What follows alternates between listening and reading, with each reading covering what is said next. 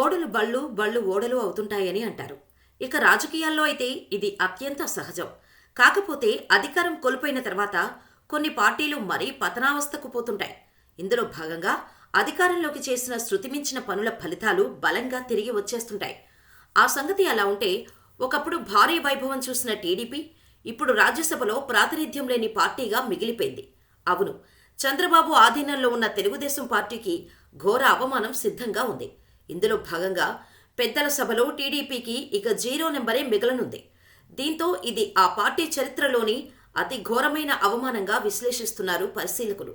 ఈ విషయంలో కనీసం ఒక్క స్థానమైనా దక్కించుకోవటానికి చంద్రబాబు ఏమాత్రం సాహసించే విషయంలో సిద్ధంగా లేరని అంటున్నారు. ఈ క్రమంలోనే ఈ దఫా రాజ్యసభకు పోటీ చేసే విషయంలో నో ఛాన్స్ అంటూ సీనియర్ల ముందే చేతులెత్తేశారు. నేటితో రాజ్యసభ అభ్యర్థుల నామినేషన్ల దాఖలకు చివరి గడువు కావటంతో దానికి ఒక్కరోజు ముందు చంద్రబాబు తన మనసులోని మాటను పార్టీ నేతలతో పంచుకున్నారు. ప్రస్తుతం ఉన్న పరిస్థితుల్లో రాజ్యసభకు అభ్యర్థిని నిలబెట్టి సాహసం చేయలేమని స్పష్టం చేశారు. దీంతో పార్టీ ఆవిర్భవించిన తర్వాత తొలిసారిగా టీడీపీకి ఈ గతి పట్టిందనే కామెంట్లు వినిపిస్తున్నాయి. చంద్రబాబు తీసుకున్న తాజా నిర్ణయంతో ఏమాత్రం టెన్షన్ లేకుండా 3కు3 రాజ్యసభ ఎంపీలు ఏకగ్రీవంగా గెలవటమన్నది ఇక వైసీపీకి లాంఛనమైపోయినట్టే. వాస్తవానికి నిన్న మొన్నటి వరకు రాజ్యసభకు అభ్యర్థిని నిలబెట్టేందుకు బాబు సిద్ధమవుతున్నారని ఒకరంటే, వైసీపీ నుంచి సుమారు 40 మంది ఎమ్మెల్యేల మద్దతు తమకుందని బీరాలు పలికిన టీడీపీ నేతలు ఇంకొందరు.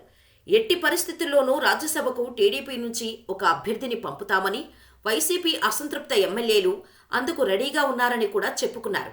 అయితే అది అంత ఈజీ కాదని చంద్రబాబు తొందరగానే తెలుసుకున్నారనే కామెంట్లు వినిపిస్తున్నాయి. ఏపీలో టీడీపీకి అధికారికంగా 23 మంది ఎమ్మెల్యేలు ఉన్న సంగతి తెలిసిందే. అందులో 4 వైసీపీకి దగ్గరయ్యారు. అయినప్పటికీ గత ఏడాది జరిగిన ఎమ్మెల్సీ ఎన్నికల్లో వైసీపీ నుంచి 4 ఎమ్మెల్యేలు టీడీపీ వైపు రావటంతో 23 నెంబర్ సరిపోయింది. అయితే తాజాగా గంటా శ్రీనివాసరావు రాజీనామాను స్పీకర్ ఆమోదించి షాకిచ్చారు. దీంతో నెంబర్ 22కు పడిపోయింది. ఇదే సమయంలో వైసీపీ నుంచి టీడీపీలో చేరిన 4 ఎమ్మెల్యేలపైన అనర్హత కత్తి వేలాడుతూ ఉంది. అదే జరిగితే మళ్లీ టీడీపీ నెంబర్ 18కి పడిపోతుంది.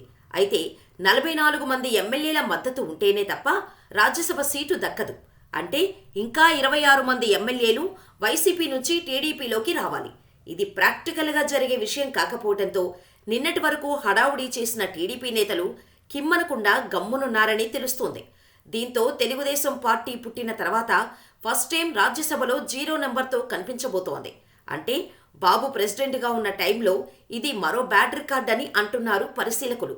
ఇక ఇదిలా ఉంటే సార్వత్రిక ఎన్నికలు సమీపిస్తున్న వేళ తెలుగుదేశం పార్టీకి మరో ఎదురుదెబ్బ తగిలింది. టీడీపీకి కేంద్ర మాజీ మంత్రి కిషోర్ చంద్రదేవ్ రాజీనామా చేశారు. ఎన్డీఏలో టీడీపీ చేరే ప్రయత్నాలను ఆయన తీవ్రంగా వ్యతిరేకిస్తూ రాజీనామా చేశారు.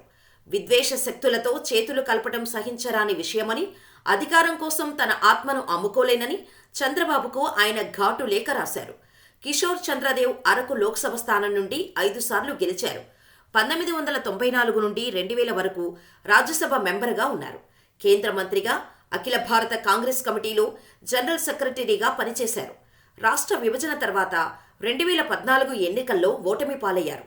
ఆ ఎన్నికల్లో వైసీపీ అభ్యర్థి కొత్తపల్లి గీత విజయం సాధించగా, కిషోర్ చంద్రదేవ్ కేవలం 52,000 ఓట్లు సాధించి 3వ స్థానంలో నిలిచారు. అనంతరం కాంగ్రెస్ పార్టీకి రాజీనామా చేసి తెలుగుదేశం పార్టీలో చేరారు. 2019 ఎన్నికల్లో టీడీపీ అభ్యర్థిగా పోటీ చేసిన కిషోర్ చంద్రదేవ్పై వైసీపీ అభ్యర్థి గొట్టేటి మాధవి 2,24,000 పైచిలుకు మెజారిటీతో గెలిచారు. ఓటమి తర్వాత కిషోర్ చంద్రదేవ్ పార్టీకి దూరంగా ఉన్నారు. ఈ నేపథ్యంలో రాబోయే ఎన్నికలకు సంబంధించి టీడీపీ అధినేత చంద్రబాబు ఈ నెల మొదటి వారంలో అరకు అసెంబ్లీ, పార్లమెంటు స్థానాలకు ఇన్ఛార్జీలను ప్రకటించారు. అరకు అసెంబ్లీ నియోజకవర్గానికి సివేరి దొన్నుదరను, పార్లమెంటు నియోజకవర్గానికి కిడారి శ్రావణ్ కుమార్ను ఇన్ఛార్జిగా నియమించారు. ఈ పరిణామంతో వచ్చే ఎన్నికల్లో టికెట్ ఇచ్చే అవకాశం లేదని టీడీపీపై తీవ్ర అసంతృప్తితో ఉన్నారు. ఇదే క్రమంలో చంద్రబాబు మరలా ఎన్డీఏతో కలవటానికి ప్రయత్నాలు ప్రారంభించడంతో టీడీపీకి రాజీనామా చేస్తూ నిర్ణయాన్ని వెలువరించారు. అయితే ఆయన అధికార వైసీపీలో చేరతారా లేక కాంగ్రెస్ పార్టీలోకి వెళతారా అనేది తెలియాల్సి ఉంది. మొత్తానికి ఈ పరిణామాలతో ఏపీకి రాజకీయం కాస్త గట్టిగానే వేడెక్కింది అనేది స్పష్టమవుతుంది. చూడాలి మరి.